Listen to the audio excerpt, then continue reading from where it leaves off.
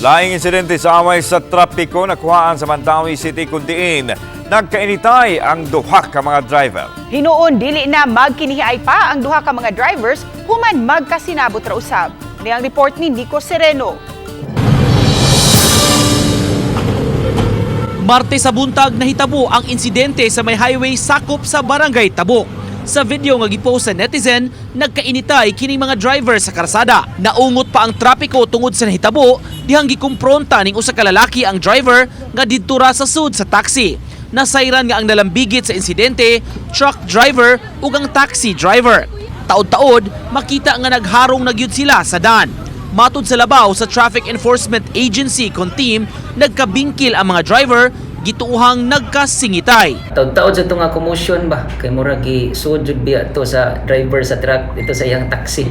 So, mo to nga katong kuan na kuan dito siya na dalag ito siya diri sa mua sa TEU. Sa kuan din na settled ra to sila sa pulis. Nagkagit-gitay tingali gito sila ba?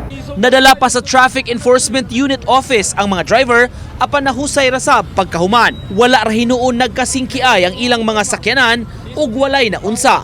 Maong nahusay ra ang insidente ug wala na gani na pa-blotter sa police station.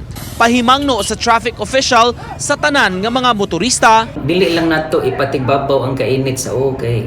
Mao man ay sinugdanan sa kagubot, road rage.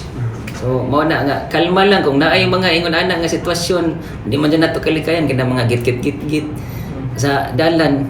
Pabilin lang yapon nga kalma ug pasensyoso. Nico Sereno, Balitang Bisdak.